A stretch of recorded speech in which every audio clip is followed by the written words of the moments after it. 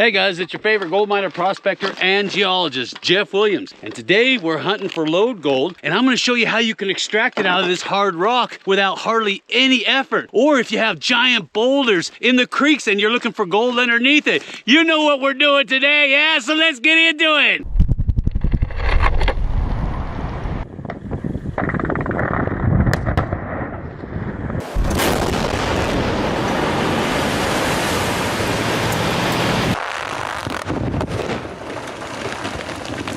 Now, if you remember on my last video, we took you up to some beautiful areas that have specimen gold, just absolutely gorgeous. But the problem is, it's inside of that really hard igneous rock. So I'm gonna show you how you can drill and pop it today. It's really simple and it's legal. Now, if you haven't seen that video, I'm gonna leave a link right here. That way, if you're not familiar with it, you can watch it and get up to speed. Ooh, so let's get in to get that gold, because I gotta have that gold. Go! Here's some more right here. You see that? Look at all these inclusions of iron.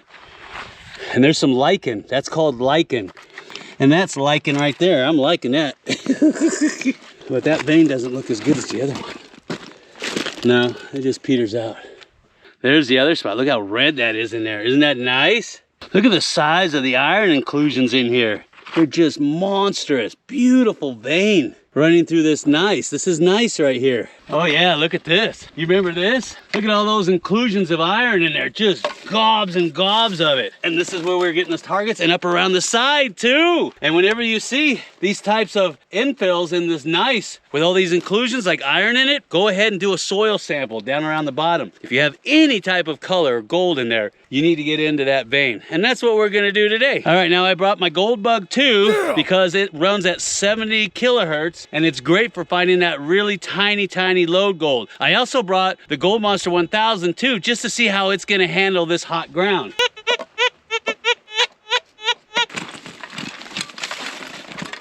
There's that big old honker of iron. So if you find areas like this and you want to be able to get into the vein without killing yourself, or you find large boulders in a creek and you know that there's gold under it because it's sitting on bedrock, you can literally drill into these rocks and blast them out. Now, I'm going to show you how to do that, and it's completely legal. And I'm going to walk you through all the steps, so if there's any confusion out there, you'll know what to do. And I'm going to give you alternatives to what we're using today if you need something a little bit bigger. Yeah. All right, so let's get into it. And don't get me wrong, I love that Gold Bug 2. It's great on that super small gold. Right now, I'm just doing a quick preliminary.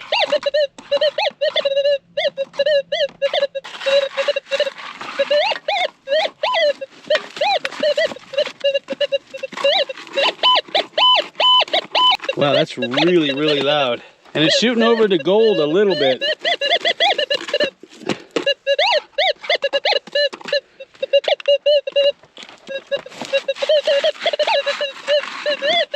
All right, I'm gonna go ahead and dig it. That's really loud. And it's shooting over the gold just a little bit. Now be careful when you're doing this, because when you hit that cable, you're gonna get a false signal.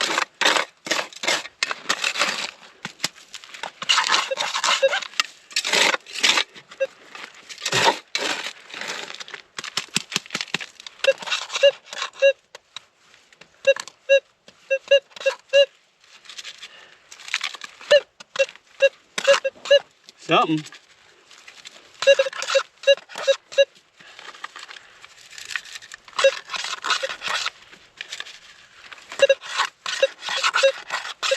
I bet you it's iron.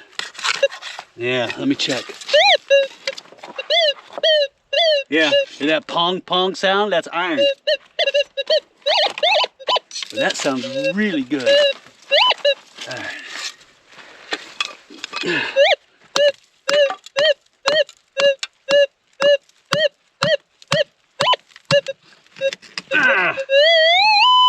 Yeah, I know, hush.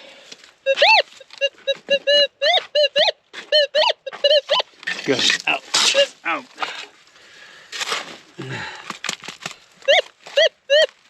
That sounds good. Remember, always wear gloves too.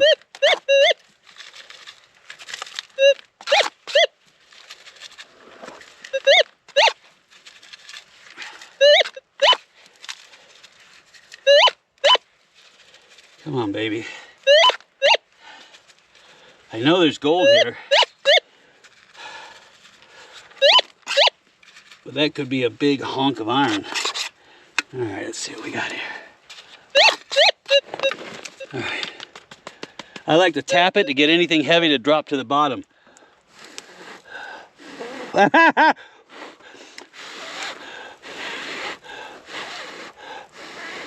Ooh, he's an ugly looking piece of gold. Look at that thing. He's ugly looking, but I'll take him. That's always a good sign, huh? Let me see if I can get him out. Nice. Come on, get out of there. Make sure there's nothing left. Oh, that's nice. Look at that. It still has all the host rock on it too. You see that? And that's why I always say, chip out down around the bottom. Yeah, I know I was here before and I probably knocked it loose. Got to come up here with a dry washer. That would be the next step after you remove this vein. Dry wash the soil. Or if you have access to a wash plant, scoop it all up in 5-gallon buckets, run it through a wash plant. Oh, that's so good. Look how rough it is. Jeez. Holy cow. That's super rough. It's crystalline. Here's a mistake I've made. I forgot to bring a container to put this in because I was just going to bag this stuff up. Now I got to find something to put this in. Come on! Let that be a lesson. Make sure you bring a container. Anything. A pill jar, a snuffer bottle, something. Oh, and don't put it in your pocket. I've had too many guys that I've known personally put it in there, there's a little hole, and it falls out. I know. Stop all this jaw jacking, Jeff. We want to see you pop that vein. I want to pop that vein, but I gotta have that gold too. Now, in this application, I'm using what's called a Sierra Blaster. And there are other systems out there like the Micro Blaster, the Boulder Buster, and even stem cartridges. And I'll leave links down below to all this stuff. But they all pretty much are the same thing. Now, these don't use explosives at all. All this is a propellant. That's why it's completely legal and you don't need a license. All you have to do is take an online certification course and you're in like Flynn. So the only thing that makes this work is compression. And I'll talk about this a little bit more later on about the different types. I know. Get in there, Jeff. Drill those holes and pop that rock. I can hear it from here. Here's our vein that we're attacking, right? Now, when you go to drill and blast anything, remember it's like slicing bread, okay? Keep that in mind as your analogy. You gotta have some place for that piece of bread to go when you go to cut it, right? If you cut a piece of bread in the middle and try to get it out, it ain't coming out, you gotta have somewhere for it to go to. Now, there are all different types of blast patterns, and I've covered that in another video, and I'll leave that link somewhere here. That way you can watch all that good stuff. But for right now, we're just gonna drill in from the top, kind of like a bench blast. We're just gonna pop it out in the front. And I'll show you how that works, and then we'll get up on the top here and pop him too. And I'll get into more detail about how you use this stuff more effectively.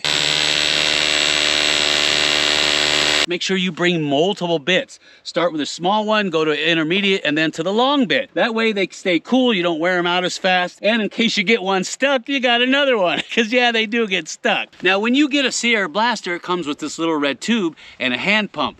Now, the hand pumps have been known to break, so I don't like bringing them out here. So what I've done is I've attached it to a vacuum line, the same thing that I use to clean the bedrock. And that way, if I do see any areas that I want to clean bedrock, I've got the tool right here. Do you see how that works? That way, I knock out 2 birds with 1 stone. But what I do is I attach it to the end of the hose and I stick it in the hole and I suck out all the dirt. The reason why that's important is because if you get too much fine powder in there, it's gonna lock that drill bit up, and that's no bueno. You wanna make sure that you keep that dust out of there, okay? And when you're done drilling, you gotta make sure there's no dust in there, because when the charges go off and there's all that soft space in there, they're just gonna thump and it ain't gonna do anything. If you really wanna get into this stuff, you can get what's called a hollow core from DeWalt, and we've used them extensively in our drift mine, and these are beautiful. But once again, you need a vacuum on it because it's sucking up all the cuttings through the center of this giant massive bit, and they come in all different sizes, so you can drill holes in it, it'll suck them out clean. You don't have to worry about all this mess, but you do have to bring some kind of vacuum cleaner with you, and they work with SDS Plus and SDS Max. That's the cool thing. I know, get on to drilling that hole, Jeff. Stop all this jaw jacking about technicality. Well, I just think you guys should know this stuff, because if you're going to be out here, I hate to see you get started and you say, gee, I wonder why my bit got stuck. That's because you got dirt in the hole. That's why.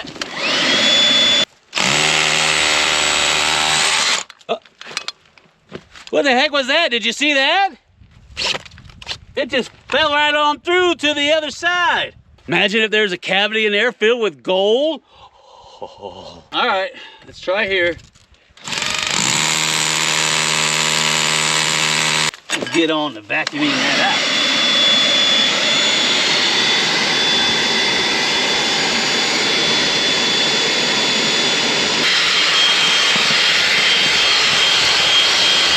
what's down in there. Now, another thing you're gonna need if you're gonna be serious about doing this is you gotta have some kind of a tamping rod. I know you're thinking, Jeff, you're not working with stick powder or packaged emulsion. Yeah, I get that. But trust me, you'll need one, and I'll show you why. I like to get a 4-footer.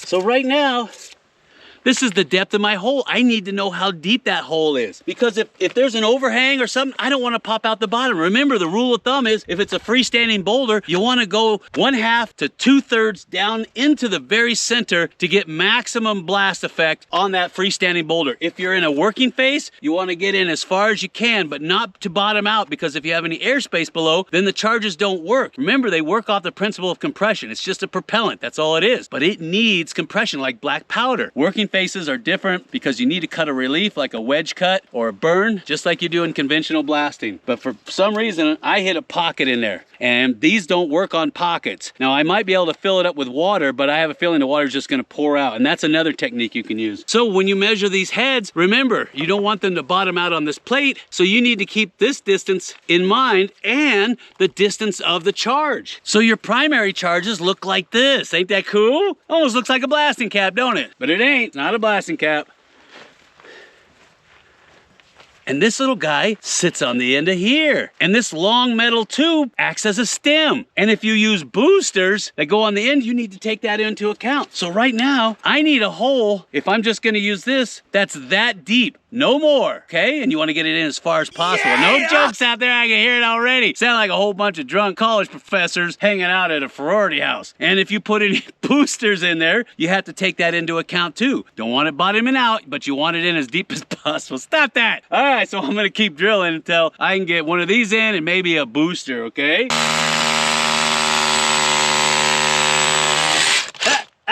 God! What the heck? It just keeps going on through to the other side. All right, fine, I'll pop this guy, because there's a hollow chamber in there. I'll figure out a way to pop him. Don't you worry, okay? Keep them pants on. But I'll pop this guy instead. Look at that. It's coming up black. That's solid iron.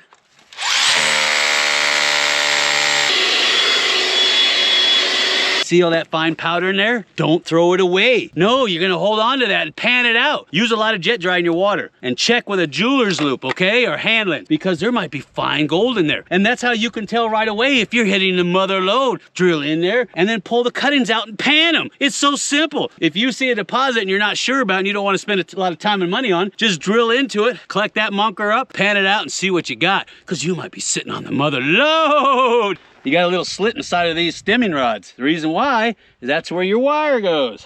And you're gonna need to clean that out, because when this goes off, it's gonna generate a lot of heat. It's gonna melt that rubber. It's gonna get stuck in that little groove.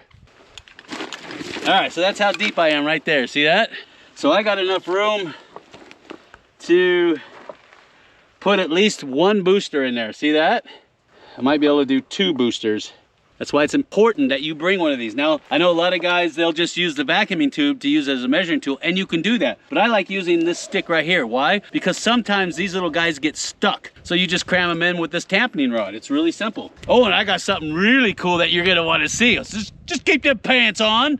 Oh yeah, there's one. Down you go. Make sure he's all the way at the bottom. There's 2. Oh yeah, you get in there good. And there's one over here. Oh yeah. And there's 2. Yeah, just like that. When you get the Sierra Blaster, it comes with these cool connectors, huh? Isn't that cool? But the problem is that most of the Sierra Blaster machines, they have a trigger switch on them that requires 120 volts because of the bridge wire inside of that first charge is so thick. So a lot of guys have trouble with that because they got to connect these up in series, and then they got to hook it up to a long cord and then to a generator and a switch. But I'm going to show you an easier way to do this. Now, Sierra Blaster does sell one of these capacitor boxes. It's a little bit bigger, and you can only fire 3 heads in one shot, no more, because it doesn't generate enough joules of energy. Not the family joules. You can get one of these little guys right here. This produces 7.9 joules of energy, which is plenty of power to run through that system and ignite those bridge wires. And that's what we're gonna do. And this is a lot lighter than carrying all that other stuff out here in the field. And then just link them all up and hook them into a wire on the top of your heads, and you're good to go. I'll show you what that looks like. And make sure you put rocks on top of the firing heads to help stem the holes. This will hold them in place when those charges go off so they don't want to pop up out of the hole. But I'm not going to do anything until you smash that like button. Smash it hard! Fire in the hole! Fire in the hole! Fire in the hole! Yeah, I'm sorry, I couldn't show that. Make short order work of this stuff. Look at this, this is nothing. Split these monkeys, get inside here. It exposed a beautiful section of vein right here. And so what I'm gonna do is I'll clean all this out. Gonna scoop it up, put it into bags, sample bags, real sample bags, not a backpack. And then we're gonna take it back and I'm gonna scan the pieces and I'll show you what kind of gold I found. Ooh, yeah, baby!